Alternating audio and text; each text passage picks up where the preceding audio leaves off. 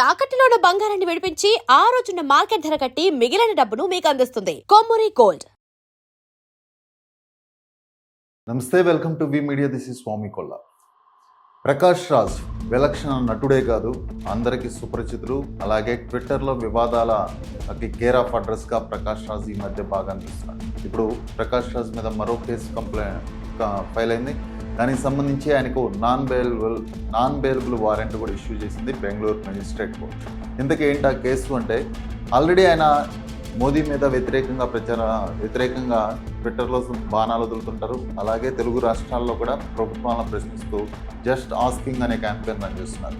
ఈ విషయంలోనే మోదీ మీద లేదా హిందూ మతం మీద ఆయన వ్యతిరేకంగా ట్వీట్లు చేయటం, సెంట్రల్లో అటు స్టేట్లో గవర్నమెంట్స్ మీద క్వశ్చన్ చేయడం చూస్తూ ఉంటాం. అయితే ఇప్పుడు ప్రకాష్ రాజ్ మీద నాన్ బెయిలబుల్ వారెంట్ ఇష్యూ చేసింది వీటికి సంబంధించింది కాదు. ఆయన జనరల్గా మనకి ఒక ఓటర్ ఐడి కార్డు ఉంటుంది, ఒక ప్లేస్లో ఒక ఓటర్ ఐడి మాత్రమే ఉంటుంది. కానీ ప్రకాష్ రాజ్ ఆయన బహుభాషా నటుడు కదా, అలాగే 4 స్టేట్స్లో ఆయన నటిస్తుండడం వల్ల 4 రాష్ట్రాల్లో కూడా ఓటర్ ఐడి కార్డులు తీసుకున్నాడు అని చెప్పి అతని మీద దిలీప్ కుమార్ అనే ఒక బెంగళూరు వాసి కంప్లైంట్ ఇచ్చారు. అప్పటి నుంచి అది కోర్టు పరిధిలో విచారణ జరుగుతూనే ఉంది. దానికి సంబంధించి ఇప్పటికీ 2 సార్లు Bengaluru magistrate court non bailable సమన్లు జారీ చేసింది. వారెంట్గా NBW నాన్ బెయిలబుల్ వారెంట్కి సంబంధించిన నోటీసులు ఇచ్చింది. అయితే గత 2 సార్లు కూడా ఆయన అటెండ్ అవ్వలేదు. ఇప్పుడు తాజాగా 3వసారి కూడా నాన్ బెయిలబుల్ వారెంట్ ఇష్యూ చేసింది. అంటే ప్రకాష్ రాజ్ ఆ కేసుకు సంబంధించి విచారణకు కోర్టుకు హాజరు అవ్వట్లేదు అంటూ కోర్టు ఇప్పటికీ 2 సార్లు చెప్పిన నోటీసులు ఇచ్చినా కూడా ఆయన కోర్టుకు విచారణకు హాజరు కాలేదు. కాబట్టి కోర్టు కొంత సీరియస్ అయింది. సో ఈసారి థర్డ్ టైం కూడా నాన్ బెయిలబుల్ వారెంట్ ఇష్యూ చేసింది. ఈసారి కంపల్సరిగా ఈ కేసు విషయంలో కోర్టుకు హాజరు కావాలని గట్టిగా ఆదేశాలు ఇచ్చింది.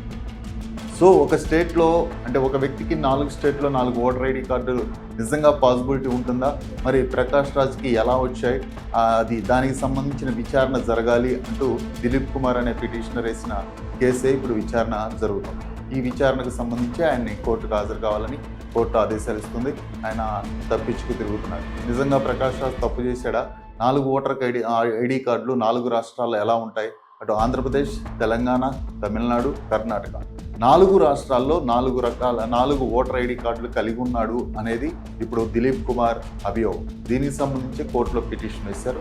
దీన్ని రుజువు చేసుకునే అవకాశం ప్రకాష్ రాజ్కు ఉన్నప్పటికీ ఆయన ఇప్పటికీ కోర్టుకు హాజరు కాలేదు.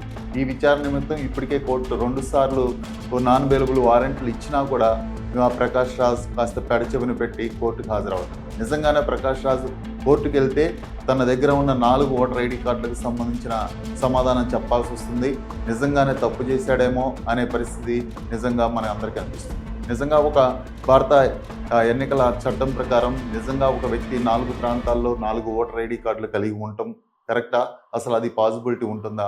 ఒకవేళ ప్రకాష్ రాజ్ తీసుకున్నప్పటికీ ఎన్నికల సంఘాలు ఏం చేస్తున్నాయి, ఎలక్షన్ కమిషనర్ ఏం చేస్తుంది, అలాగే ఓటర్ ఐడి కార్డు ఇష్యూ చేసేటప్పుడు ఒక వ్యక్తికి 4 చోట్ల ఓటర్ ఐడి కార్డు ఇష్యూ చేస్తున్నారంటే అది ఎవరి లోపం?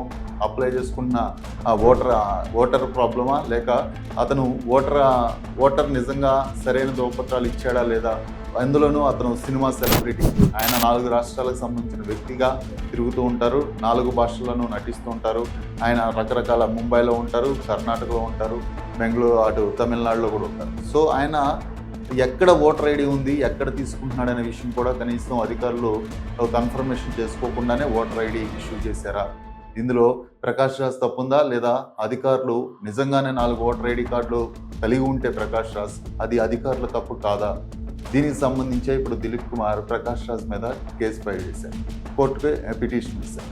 దీనికి సంబంధించి నిజంగా ప్రకాష్ రాజ్ తప్పు చేయకపోతే హాజరై తనను నిర్దోషిగా ప్రూవ్ చేసుకోవాల్సిన అవసరం. కానీ ప్రకాష్ రాజ్ 2 సార్లు కూడా court non bailable warrants issue చేసినప్పటికీ హాజరవ్వకపోవడం ఇప్పుడు అందరికీ అనుమానం వస్తుంది.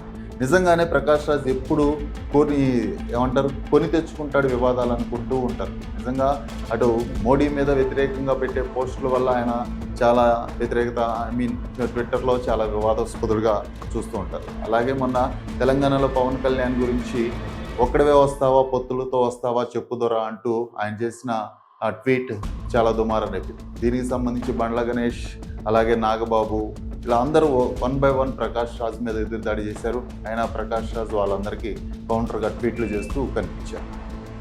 సో ఇది ఒకటే కాదు, అంతకుముందు గౌరీ లంకేష్ హత్య కేసులో చేసిన వ్యాఖ్యలు కూడా, అలాగే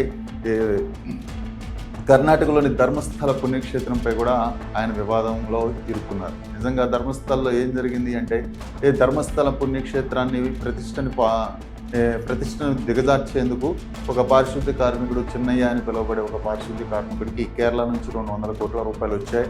అందులో ప్రకాష్ రాజు కూడా ప్రమేయం ఉందంటూ అతను చేసిన కామెంట్ అది ప్రకాష్ రాజు మెడకు చుట్టింది.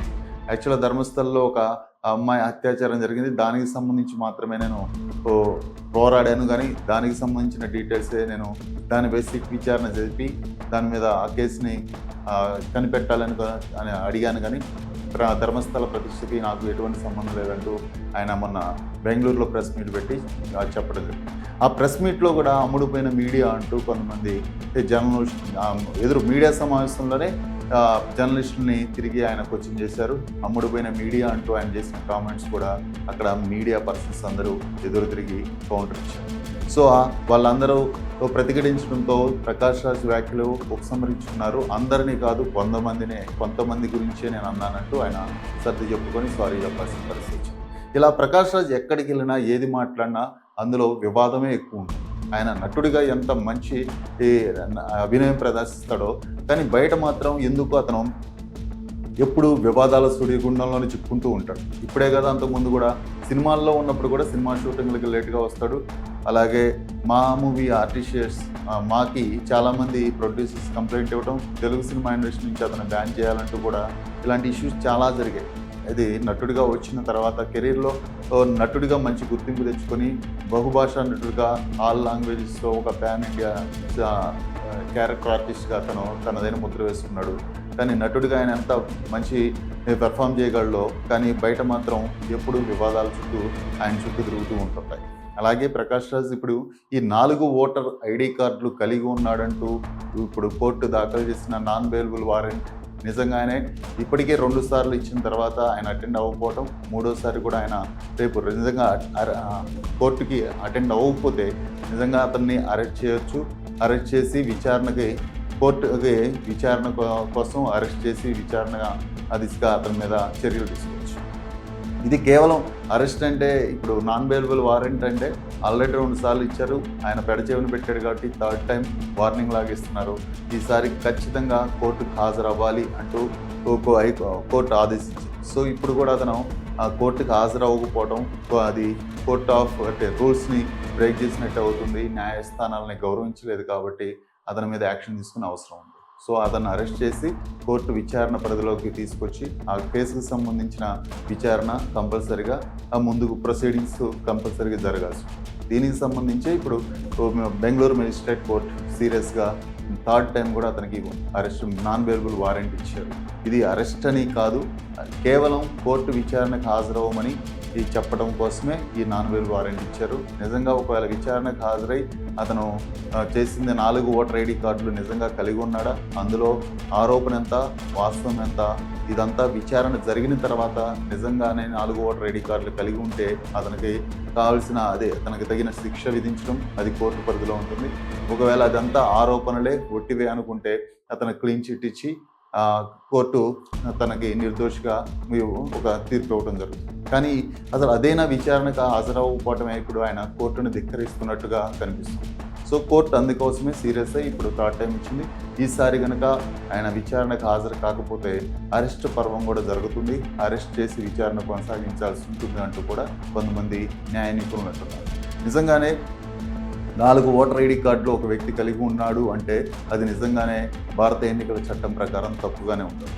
సో అది ఒక వ్యక్తి 4 ఓటర్ ఐడి కార్డులు 4 ప్రాంతాల్లో కలిగి ఉండటం అనేది నిజంగానే ఎన్నికల అధికారులు కూడా దీనిలో ప్రమేయం ఉన్నట్టే.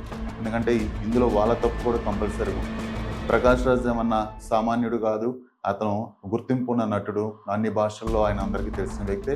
ఈ విషయం ఎన్నికల అధికారులకు తెలిసి కూడా ఓటర్ ఐడి కార్డులు 4 ప్రాంతాల్లో ఎలా ఇష్యూ చేస్తారనేది కూడా ఇప్పుడు సామాన్యులు అడుగుతున్న ప్రశ్న. సో చూద్దాం ఈసారైనా ఈ కోర్టుకి హాజరవుతారా ప్రకాష్ రాజ్, దీనికి సంబంధించిన విచారణలో పాల్గొని ఆయన 4 ఓటర్ ఐడి కార్డులు కలిగి ఉన్నాడా లేదా ఒకే ఓటర్ ఐడి కార్డుతో ఉన్నాడా అని ఆయన నిరూపించుకోవాల్సిన అవసరం ఉంది. సో ఇది ఇవాల్టి వీడియో. నెక్స్ట్ వీడియోలో మళ్ళీ కలుద్దాం.